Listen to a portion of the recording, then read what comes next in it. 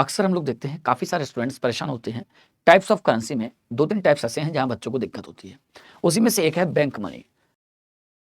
है कि sir bank में जो केवल पैसा जमा है वो बैंक मनी है, ये बैंक मनी है, sir credit card bank money है, ये बैंक मनी है। तो मैं आज आपको एक बात बताता हूँ। अगर बैंक मनी की हम लोग बात करेंगे तो ध्यान रखिएगा दोस्तों, आप यदि किसी को भी पेमेंट्स करते हैं, आप कोई भी ट्रांज़ैक्शंस करते हैं, यदि आपका बैंक बीच में इन्वॉल्व हो गया, तो वो आपका बैंक मनी का एग्जाम्पल होगा। अगर हम इसको और अच्छे से समझना चाहें और इसको प्रूफ भी करना चाहें तो कर सकते हैं। बैंक मनी में हम लोग देखेंगे तो 2-3 चीज़ें होती हैं। बैंक मनी में एक तरीका होता है पेपर ऑर्डर।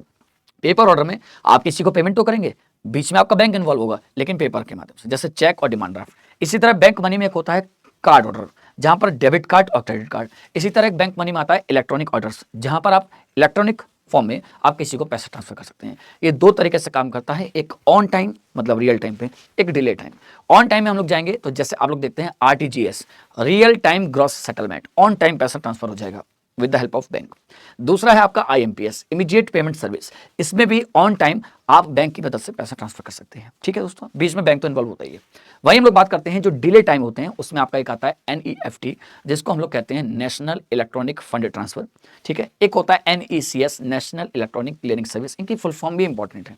और एक होता है एनएससीएच, नेशनल ऑटोमेटेड क्लियरिंग हाउस। जो एनएससीएच और एनएससीएच है, इनका हम लोग देखते हैं तो बड़े ट्रांजेक्शन में यूज करते हैं, जैसे बिजली के बिल जमा करते हैं, पेंशन स्कॉलरशिप्स, वहां पर यूज होता है। तो हम लोगों ने देखा बैंक मनी। अगली क्लास में मैं आपको बताऊंगा कि हार्ड करेंसी, सॉफ्ट करेंसी और आपकी जो ब्लैक मनी है वो क्या होती है। Thank you so much.